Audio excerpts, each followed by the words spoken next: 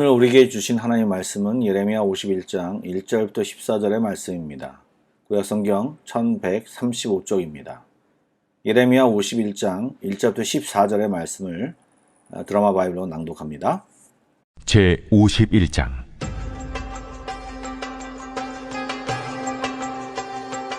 여호와께서 이와 같이 말씀하시되, 보라, 내가 멸망시키는 자의 심령을 부추겨 바벨론을 치고 또 나를 대적하는 자 중에 있는 자를 치되 내가 타국인을 바벨론에 보내어 기질하여 그의 땅을 비게 하리니 재난의 날에 그를 애워싸고 채리로다.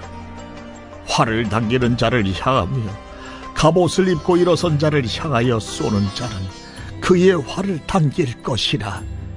그의 장정들을 불쌍히 여기지 말며 그의 군대를 전멸시켜라. 무리가 갈대아 사람의 땅에서 죽임을 당하여 엎드러질 것이요 관통상을 당한 자가 거리에 있으리라.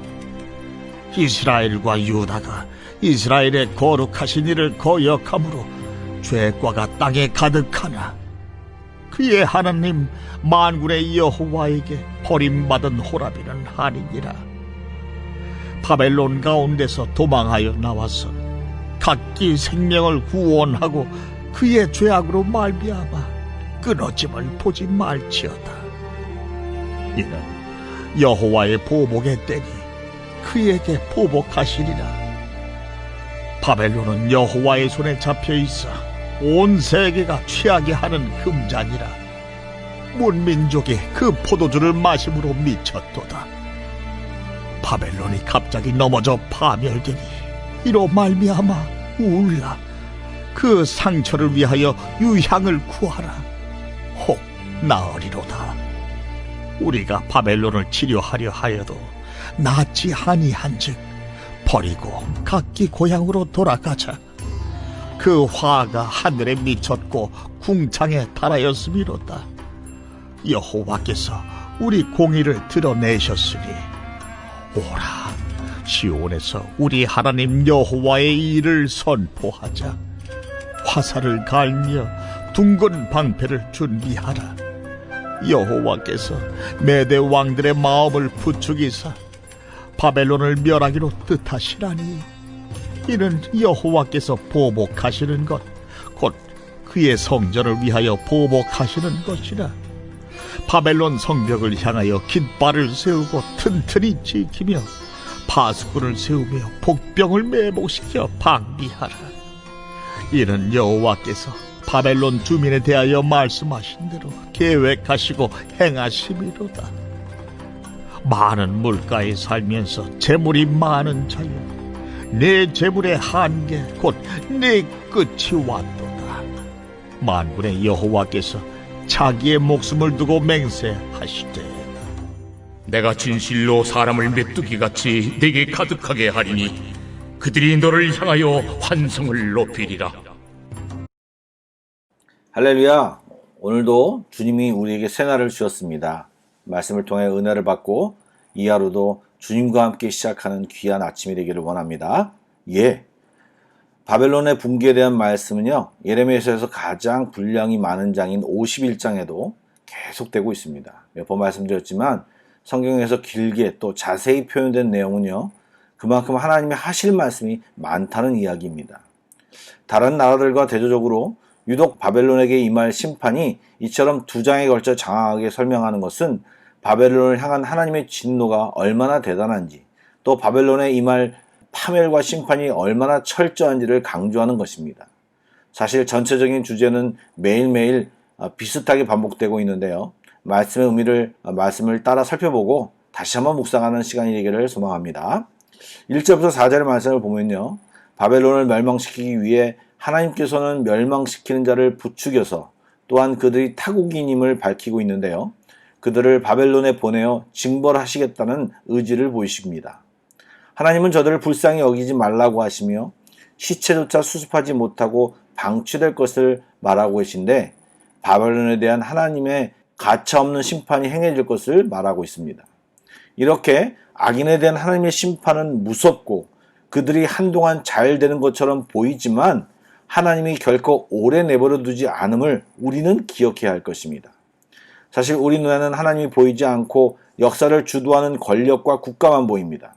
그러나 그 권력가와 국가는 하나님이 사용하시는 도구일 뿐입니다. 실제로 모든 것을 주관하시는 분은 여호와 하나님이십니다. 그러므로 눈에 보이는 대로 의지하지 말고 눈에 만족시키는 것에 따라가지 말아야 합니다. 지금 세상을 주관하는 듯 보이는 것에 대하여 현혹되지 말고 하나님을 범사에 의식하고 인정하고 사는 것이 바로 지혜로운 삶인 것입니다. 또한 우리는 바벨론이 심판받아 멸망되는 사건이 이스라엘의 회복과 맞물려 있다는 것을 잊지 말아야 합니다. 하나님께서 이스라엘을 끝까지 버리지 아니하시고 다시 권고하시는 것은 그들의 열조와 맺어진 언약 때문입니다. 하나님께서 바벨론을 멸하시고 이스라엘 백성을 회복시킬 때 이스라엘 백성은 예루살렘에 돌아와 하나님의 구원의 역사를 찬양하고 영광을 증거할 것입니다. 하나님께 구원받은 자는 그 하나님의 역사를 증거하는 것이 마땅한 도리요 의무인 것입니다. 일찍이 레위기에서 하나님께서 이렇게 말씀하셨습니다. 나는 너희 하나님이 되려고 너희를 애굽 땅에서 인도하여 낸 여호와라. 내가 거룩하니 너희도 거룩할지어다 라고 하셨습니다. 그러나 이스라엘 백성은 하나님 말씀에 순종하지 않았습니다. 그들은 하나님 말씀에 불순종할 뿐만 아니라 가증한 우상을 숭배하여 하나님께서 그들에게 주신 기업을 더럽혔습니다. 그러므로 하나님께서 그들을 심판하여 그들에게 주신 땅에서 그들을 추방하셨습니다. 곧 이스라엘을 이방 땅에 포로로 잡혀가게 하신 것입니다. 이러한 추방은 하나님으로부터 버림받은 것처럼 느껴지고 이제 더 이상 하나님과 관계없는 존재가 된 것처럼 보입니다. 이스라엘은 하나님께 버림받은 것처럼 보이나 실제 버림받은 것은 아닙니다.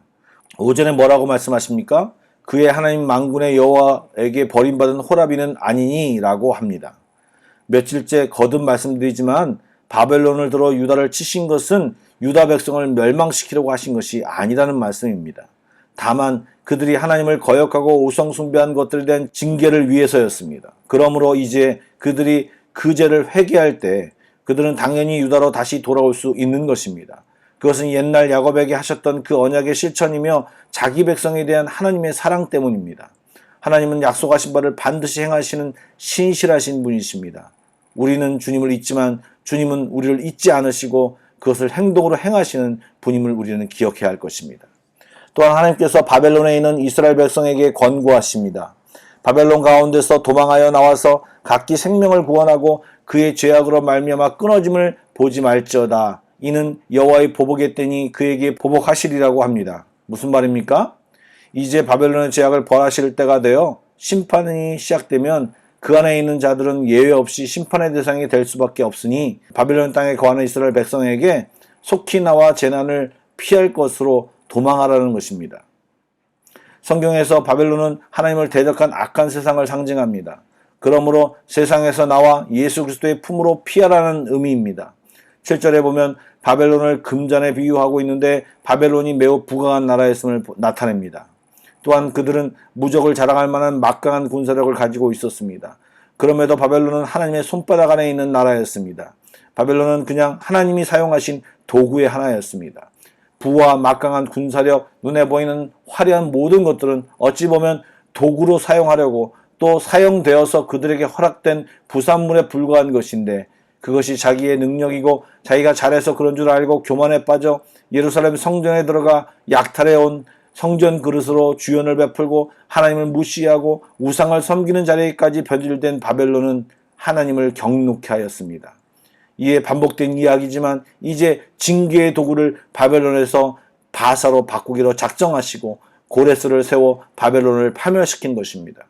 간단하지만 최고의 진리, 하나님을 추구하고 사모하며 하나님의 마음을 얻는 자는 결단코 수치스럽고 갑작스러운 파멸에 이르지 아니하고 영원하신 하나님으로 인해 안위를 받으며 영원한 복락을 누리게 될 것입니다. 이것이 진리입니다. 10절에 보면 우리가 행할 바를 구체적으로 말씀하십니다.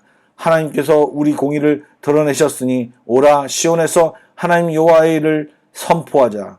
여기서 우리 공의란 하나님께서 이스라엘을 택한 백성으로 다시 회복시키는 것을 말합니다.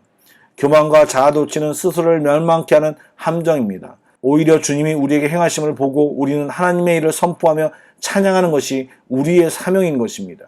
또한 그것이 사명이기도 하지만 우리가 교만하지 않고 자만에 빠지지 않는 방법이기도 합니다. 우리는 하나님을 주목하며 우리에게 행하신 일을 살피며 그 놀라우신 하나님을 선포하고 찬양하는 삶이 우리의 삶이 되어야 합니다. 11절부터 14절까지는 하나님의 보복 심판을 다시 풀어서 말씀하십니다. 막강한 권세와 부를 자랑하며 열방의 나라들의 간담을 서늘케 했던 바벨론은 이제 그 수명을 다했습니다. 왜요? 다른 이유는 없습니다. 그들의 죄악에 대한 하나님의 뜻이기 때문에 그렇습니다. 바벨론의 심판을 위해 메대와 바사를 사용하시는데 이 나라들 역시 선하다고 볼 수는 없습니다.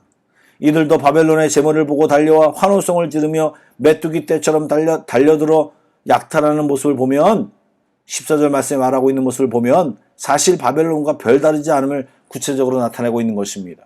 악한 사람이 잘 되는 것 같고 의인이 악인보다 더 잘 되는 것 같지만 그 악인들의 부와 명예, 권력은요 결국 그들 자신의 목을 재는 도구가 될 것입니다. 진짜 붙들어야 될 것을 붙들어야 합니다.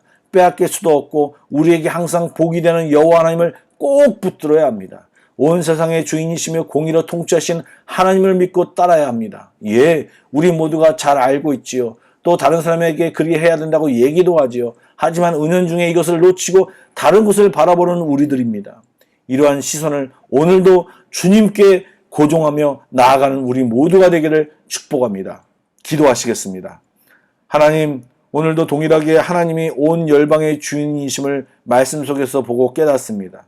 이 사실과 주님의 일하심을 머리로만 알지 말게 하여 주시고 삶 속에서 믿고 순종하며 주님을 붙들게 하여 주옵소서. 우리 안에 자라고 있는 교만과 자만을 내려놓게 하여 주시고 최선을 다하여 주님을 선포하며 주님을 찬양하는 삶을 살게 하여 주옵소서. 또한 이 세상을 살아가면서 우리의 시선을 빼앗는 돈과 권세와 명예 등 세상 것에 마음을 두지 않게 하여 주시고 하나님께만 우리의 마음을 두는 놀라운 지혜 속에서 살게 하여 주시옵소서. 주님 사랑하고 감사합니다. 예수님의 이름으로 기도드립니다. 아멘. 계속해서 Pray Together 1, 2, 3 기도 제목으로 기도하신 뒤에 개인 기도로 나아가겠습니다.